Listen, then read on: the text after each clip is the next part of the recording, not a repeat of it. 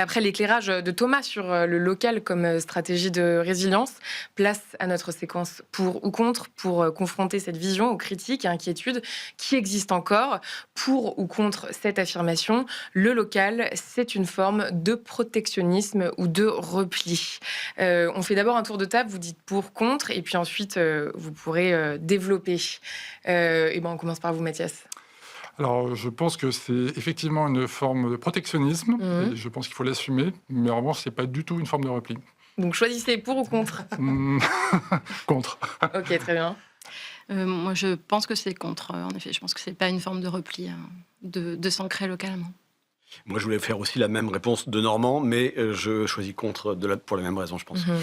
Thomas, est-ce que tu prends des risques? Je prendrai le risque pour équilibrer les débats d'être pour cette affirmation, Merci, mais Thomas. on expliquera ensuite pourquoi. Mathias, est-ce que vous pouvez développer votre point de vue? Je pense que c'est une forme de protectionnisme et je pense surtout qu'il y en a besoin. Aujourd'hui, on voit, et Thomas vient de l'indiquer, on est dans un monde extrêmement globalisé, mais du coup aussi extrêmement volatile. Et je pense qu'il y a besoin d'assumer une sorte de protectionnisme, au moins au niveau européen, certainement aussi un peu au niveau français, pour pouvoir redonner de l'élan et redonner de la valeur économique aux entreprises qui sont extrêmement implantées localement parce qu'elles ne bénéficient pas du fait d'aller produire à l'étranger, donc d'aller produire moins cher, d'aller produire avec des engagements environnementaux moins forts. Et donc, si on ne les aide pas à être plus performantes en France ou en Europe, ça ne peut pas marcher. On sait quel est le coût de la transition écologique. Le rapport Pianifferi est assez clair là-dessus. Et si on continue à donner des aides publiques, par exemple, aux entreprises qui produisent à l'extérieur, on ne va pas y arriver. Quels sont nos engagements en termes de transition environnementale?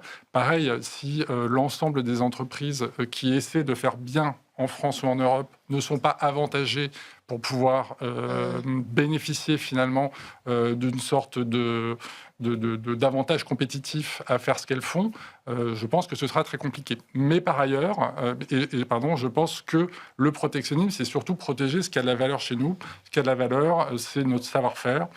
Ça va être nos emplois qui sont localement présents et ça va être les entreprises qui peuvent avoir de l'impact positif sur les territoires. Mais pour ça que j'avais une réponse un peu de Normand, le protectionnisme, ça ne veut pas dire le repli. Le repli, pour moi, c'est justement contraire à ce que j'ai en tête. Le repli, c'est la fermeture, alors que l'ancrage local, ça va être l'ouverture sur son propre écosystème local, national ou européen. Donc, on arrive plutôt dans des sujets de coopération, dans des sujets de dividendes territoriaux qu'on pousse, par exemple, avec Impact France, le dividende territorial des entreprises, pour pouvoir aider les entreprises à vraiment redonner aux territoires sur lesquels elles sont implantées ce que les territoires leur redonnent. Donc on est très très loin de l'aspect repli. Mais je vais rebondir et surtout prolonger le propos de Mathias, puisque j'étais plutôt aligné avec lui. L'autre mot que l'on peut utiliser pour évoquer ça, en fait, c'est la souveraineté. Et c'est un mot qu'on a énormément entendu en 2025 au niveau européen. Et donc, un repli à l'échelle européenne, en fait, devient pour moi un mot plutôt positif face à cette concurrence déloyale qu'on a pu beaucoup évoquer venue d'Asie, face à d'autres enjeux qui peuvent se présenter à nous.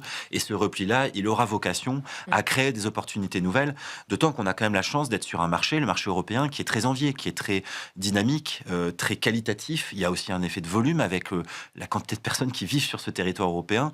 Donc, en ce sens, le mot repli qui peut être perçu négativement au départ, pour moi, le serait plutôt positivement à l'échelle européenne pour reprendre la main, pour protéger une certaine partie de nos industries. Et c'est très vrai, notamment, par exemple, dans la mode, sur un sujet qui a été assez présent médiatiquement en 2025. Je pense qu'on peut aussi évoquer le numérique, qui est le secteur dans lequel œuvre Norcis. Il est évident qu'à une forme de repli européen, c'est un retour à la maîtrise de nos données, à la sécurité de nos données, à l'heure où, aujourd'hui, elles sont diffusées, utilisées, stockées sur des serveurs dans d'autres régions du monde et qui, parfois, peuvent être accessibles dès lors qu'une personne appuie sur un bouton et dit « Moi, désormais, je veux connaître toutes les infos de santé d'un citoyen de ce territoire ». C'est assez hallucinant. Donc, il faut le voir aussi positivement.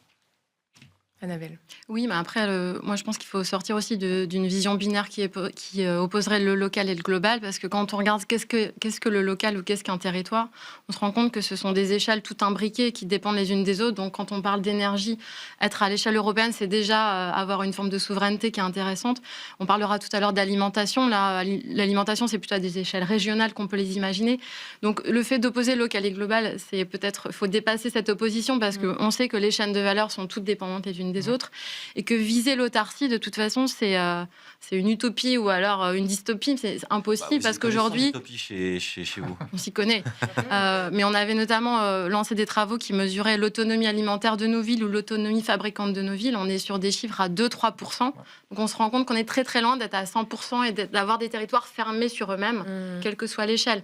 Et aujourd'hui, l'enjeu, c'est plutôt de rééquilibrer des chaînes de valeur, voilà, comme tu le disais, comme on le disait, mondialisées, très spécialisées, avec des économies très peu diversifiées, et aller chercher un peu plus de richesse. Et puis cette richesse, elle permet aussi de s'ouvrir à son territoire.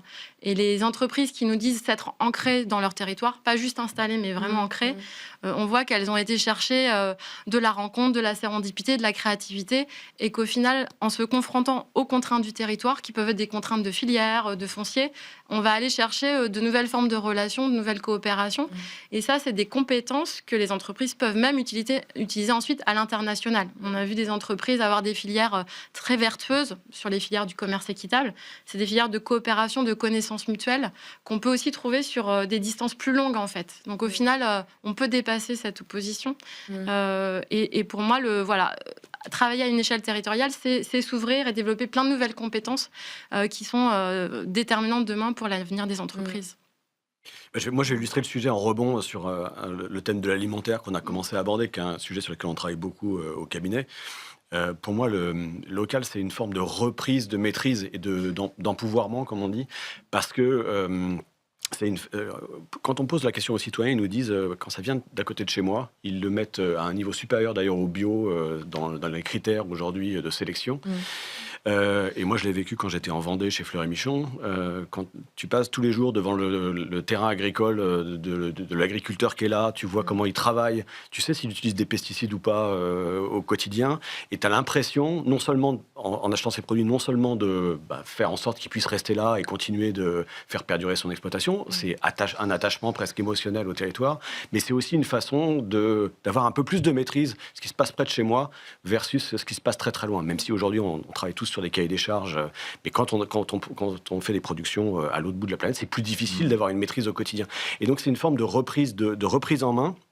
Et c'est aussi, on l'a vu dans le cas du Covid, si effectivement les chaînes d'approvisionnement s'arrêtent, et dans l'alimentaire c'est extrêmement critique, les 2% que vous évoquiez à l'instant, ça veut dire il n'y a pas besoin de refaire beaucoup d'études. Les crises alimentaires, elles ont déclenché des révolutions.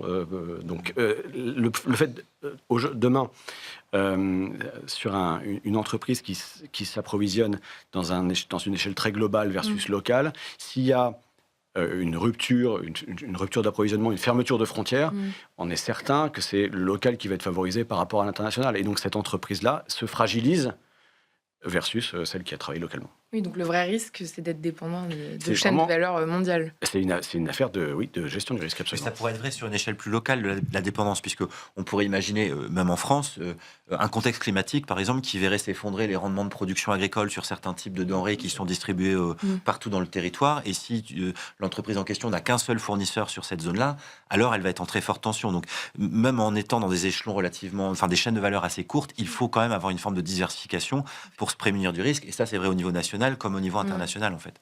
Néanmoins, en France, notamment, on le sait, le discours sur le local est récupéré politiquement. Comment est-ce qu'on évite justement l'amalgame entre ancrage territorial et repli idéologique ? Parfois, effectivement, il est un peu dévoyé, le sujet. Mais la question qu'il faut se poser, je pense, c'est quel objectif on poursuit ?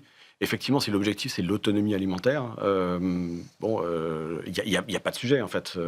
C'est un enjeu national et international et protectionniste, si on veut, mais on ne peut pas se passer de manger 2 ou 3 fois par jour. Donc là, il faut dépasser des enjeux purement politiques et aller sur le besoin fondamental. Ensuite, il y a une dimension de solidarité et il y a aussi une dimension Aujourd'hui, on sait que 80% des agriculteurs vont partir à la retraite dans les 10 ans qui viennent. Bon, si on ne travaille pas cette dimension territoriale et de transmission des fermes, la France, qui est un grand pays agricole historique, pourrait devenir totalement dépendante à minima des pays européens, voire de pays beaucoup plus lointains. Et là, on sait que s'il y a des tensions géopolitiques, et on est bien parti pour en avoir de plus en plus, on va avoir un vrai problème de subsistance, en fait.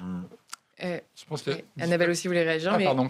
Il y a différentes aussi réalités dans les locales, et je fais la faute exprès, parce que on n'a pas la même réalité quand on est dans un cœur de métropole, par exemple, Oui. quand on est dans une ville moyenne qui est en déprise ou une ville moyenne qui est en hyper-moving, quand on est dans un QPV ou quand on est en ruralité. Et le être local, si on est en local en ruralité ou en local en cœur de la métropole de Lyon, on ne vit pas la même réalité. Et pour ça que je pense que au niveau de la récupération dont on parlait il y a quelques secondes, c'est aussi, on voit qu'il y a des différentes typologies de localités qui sont très différentes, mais qui vivent les mêmes problématiques. Je pense notamment au QPV et à la ruralité, qui ont des problématiques de mobilité, qui ont des problématiques d'accès à l'emploi, etc., et qui du coup peuvent effectivement tomber dans des problématiques politiques un peu compliquées. Et donc, moi, je pense qu'il faut aussi travailler à la solidarité entre ces différents territoires, mais je pense que j'en parlerai un peu plus tard. Oui, Annabelle, et on passera au débat. Oui, moi, ce que je vois dans les politiques menées par les acteurs locaux, que ce soit des échelles métropolitaines ou régionales, c'est que le sujet de la souveraineté ou du local, même en général, il est transpartisan. On peut travailler avec des acteurs du développement économique de tous bords politiques, parce que derrière, il y a le maintien de l'activité industrielle, le soutien à l'emploi, la création de filières de recyclage, de filières biosourcées, de mutualisation d'outils industriels. Donc, c'est des vrais sujets de prospérité, de vitalité économique et sociale qui font consensus, en fait. Et donc, on arrive assez vite à dépasser des barrières idéologiques de repli pour arriver sur des vrais projets de territoire qui peuvent être portés.